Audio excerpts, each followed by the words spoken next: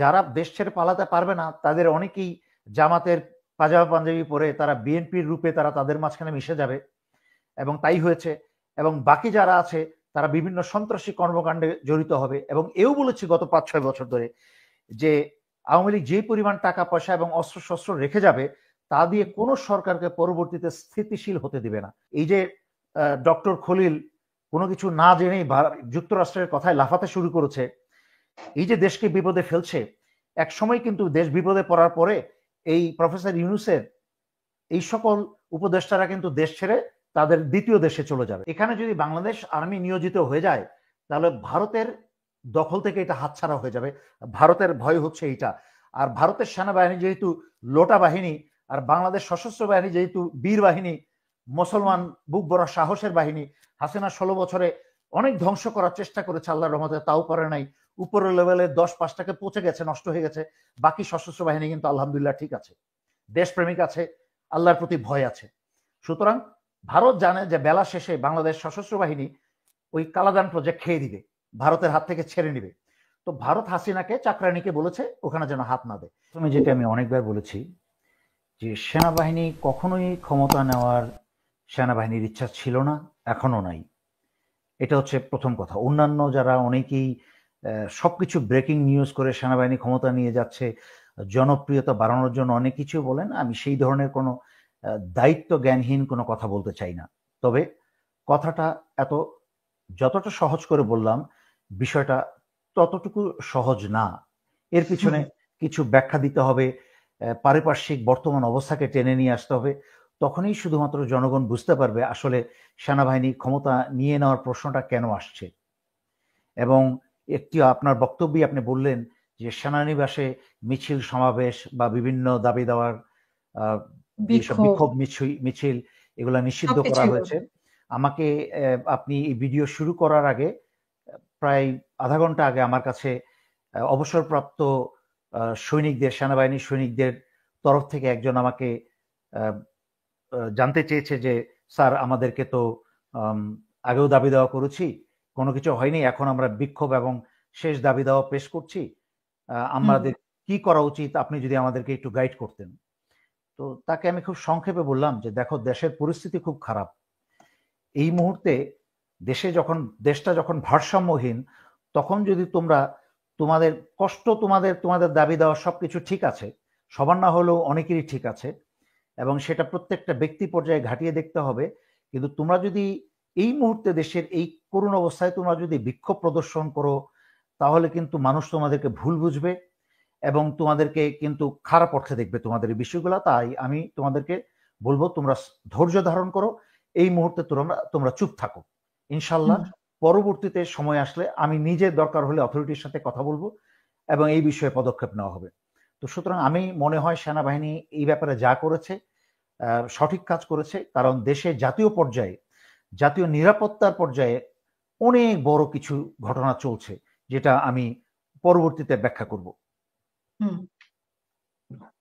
জি, না হঠাৎ করে সেনাবাহিনী থেকে, আইএসপিআর এর পক্ষ থেকে এই ধরনের সিদ্ধান্ত আসলো কেন যে সভা সমাবেশ, মানে 144 ধারা জারি করা হয়নি, বাট সমস্ত কিছু বন্ধ করা হয়েছে, হঠাৎ করে কেন এই সিদ্ধান্ত?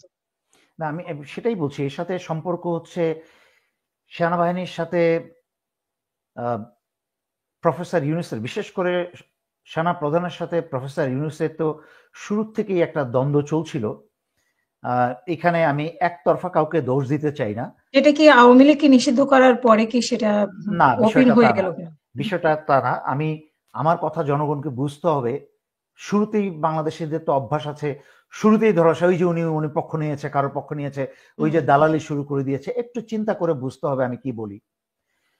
আমাদের ব্যক্তিগত পর্যায় থেকে দেশে অনেক সমালোচনা করা, অনেক কিছু নিয়ে চিৎকার করা সহজ, কিন্তু বিষয়টা যখন জাতীয় পর্যায়ে আসে তখন অনেক কিছু সমীকরণ জটিল।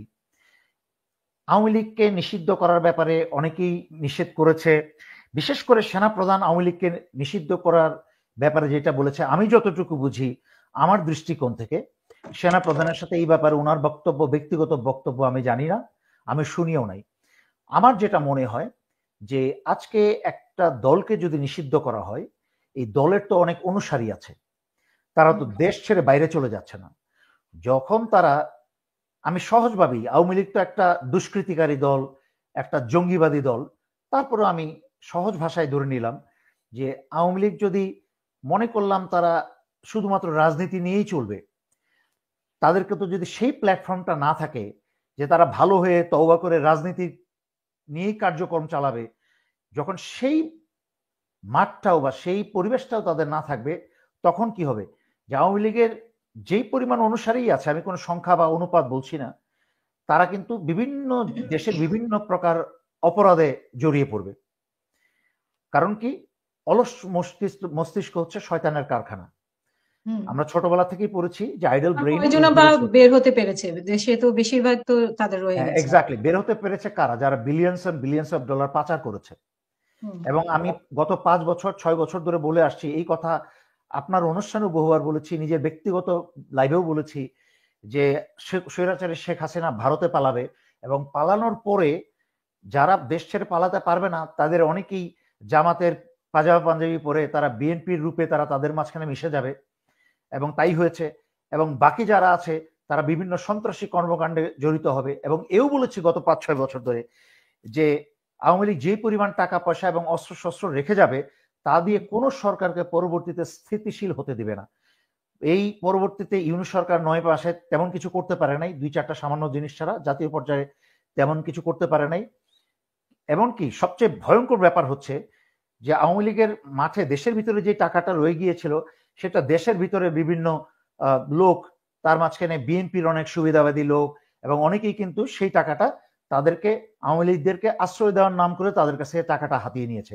কিন্তু একটা ভয়ঙ্কর বিষয় খেয়াল করে দেখেন, আওয়ামী লীগের রেখে যাওয়া হাজার হাজার অস্ত্র এখনো কিন্তু সমস্ত আওয়ামী লীগের লোকের কাছে রয়ে গেছে, হাতে না থাকলেও মাটির নিচে বিভিন্ন গোপন স্থানে রয়ে গেছে। আমি 5ই আগস্টের পরে এটা নিয়ে বেশ কয়েকবার লাইভ করেছিলাম। তখন কিন্তু সরকারের তরফ থেকে এবং সেনাবাহিনীর তরফ থেকে যৌথ বাহিনীর একটা আধা খেঁচড়া একটা পদক্ষেপ নেওয়া হয়েছিল অস্ত্র উদ্ধারের।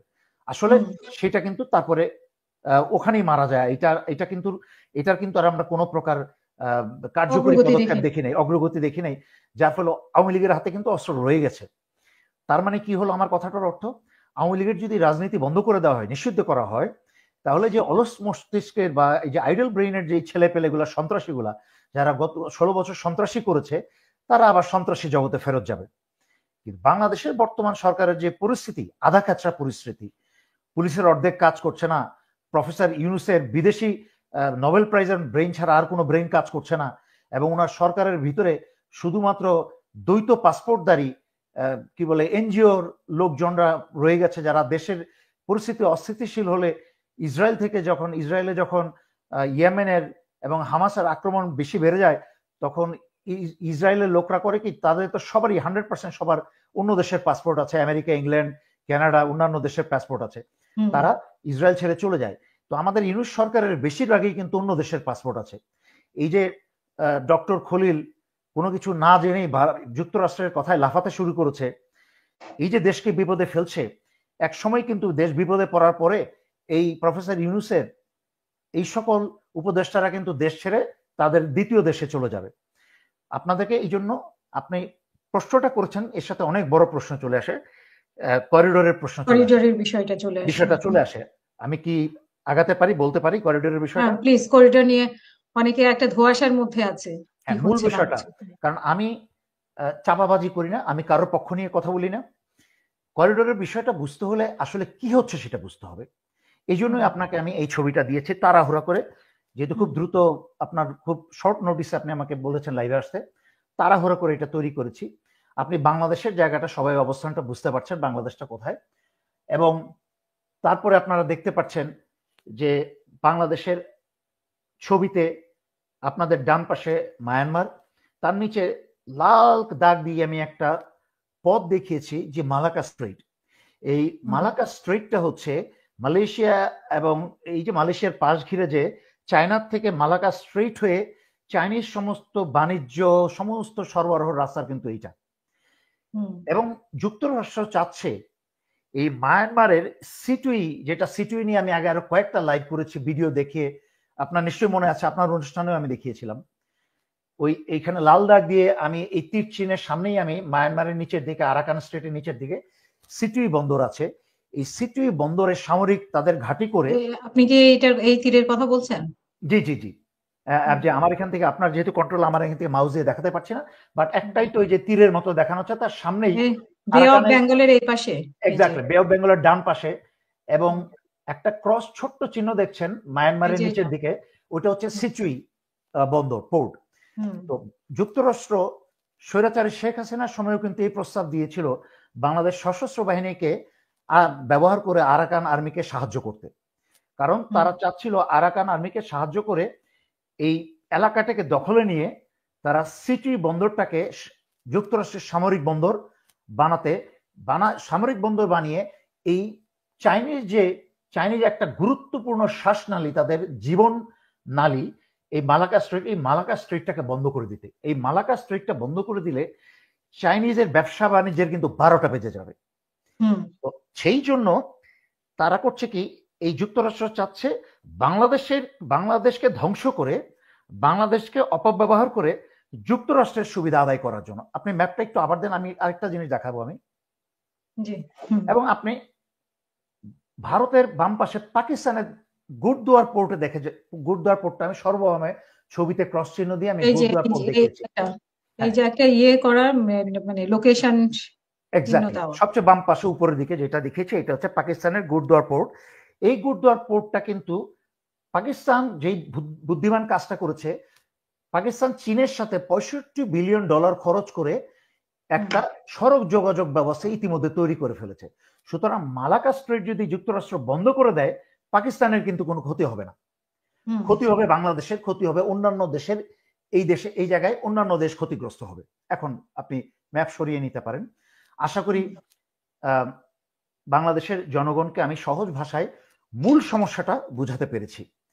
সুতরাং ডক্টর খলিল পড়েছে, একটু আগে যেতে হয়, কারণ অনেকে মনে করবে যে আমি জেনারেল ওয়াকারের পক্ষে কথা বলছি। না, আমি বাস্তবতা তুলে ধরছি। স্বৈরাচারী শেখ হাসিনার সময় যখন যুক্তরাষ্ট্র প্রস্তাব দিয়েছিল, তখন পরের দিনেই কিন্তু অজিত দোভাল ঢাকায় চলে আসে শেখ হাসিনার সাথে। শেখ হাসিনাকে হুঁশিয়ারি দিয়ে যায়, খবরদার বাংলাদেশ সশস্ত্র বাহিনীকে যেন আরাকানে ইনভলভ না করা হয় বা এখানে নিয়োগ না করা হয়। তখন স্বৈরাচারী শেখ হাসিনা পরের দিনই সকালে পত্রপত্রিকায় বড় করে আসছে, হাসিনা বলেছে আমাদের সবাইকে ধৈর্য ধারণ করতে হবে। তো যেহেতু হাসিনা ভারতের চাকরানি ছিল, সে ভারতের নির্দেশ শুনেছে। বাংলাদেশের স্বার্থ এইটা সেটা, বাংলাদেশকে ভালোবেসে বাংলাদেশের স্বার্থ রক্ষায় যে সেটা করেছে তা কিন্তু সে করে নাই। আচ্ছা, এখন আসি, মানে সে যে বলেছে যে আমি দিলে আমি থাকতে পারতাম বা আমি খুশি করতে পারতাম, এইসব বকওয়াস কথা। সে ভারতের নিজের জন্য না, তার ভারতের জন্য, 100% ভারতের স্বার্থের জন্য। আমি ভারতের স্বার্থ কি সেটাও আমি বেশ কয়েকবার ব্যাখ্যা করেছি। 9 মার্চ 2024 সালে আমি পুরো ম্যাপ দেখিয়ে, এইভাবে ম্যাপ দেখিয়ে ব্যাখ্যা করেছি যে কালাদান প্রজেক্ট, ভারত ইতিমধ্যে প্রায় $1 বিলিয়ন বিনিয়োগ করেছে কালাদান প্রজেক্টে। কলকাতা থেকে বে অফ বেঙ্গল হয়ে এই সিচুই বন্দরে তারা $500 মিলিয়ন ভারত ব্যয় করেছে এই মায়ানমারের সিচুই বন্দরে। এই সিচুই বন্দর হয়ে কালাদান নদী হয়ে মিজোরামে প্রবেশ করবে গাড়ি পথে। এটা হচ্ছে ভারতের পরিকল্পনা। সুতরাং এখানে যদি বাংলাদেশ আর্মি নিয়োজিত হয়ে যায়, তাহলে ভারতের দখল থেকে এটা হাতছাড়া হয়ে যাবে। ভারতের ভয় হচ্ছে এইটা। আর ভারতের সেনাবাহিনী যেহেতু লোটা বাহিনী, আর বাংলাদেশ সশস্ত্র বাহিনী যেহেতু বীর বাহিনী, মুসলমান বুক বড় সাহসের বাহিনী। হাসিনা 16 বছরে অনেক ধ্বংস করার চেষ্টা করেছে, আল্লাহর রহমতে তাও পারে নাই। উপরের লেভেলে 10-5টাকে পচে গেছে, নষ্ট হয়ে গেছে। বাকি সশস্ত্র বাহিনী কিন্তু আলহামদুলিল্লাহ ঠিক আছে, দেশপ্রেমিক আছে, আল্লাহর প্রতি ভয় আছে। সুতরাং ভারত জানে যে বেলা শেষে বাংলাদেশ সশস্ত্র বাহিনী ওই কালাদান প্রজেক্ট খেয়ে দিবে, ভারতের হাত থেকে ছেড়ে নিবে। তো ভারত হাসিনাকে চাকরানিকে বলেছে ওখানে যেন হাত না দেয়।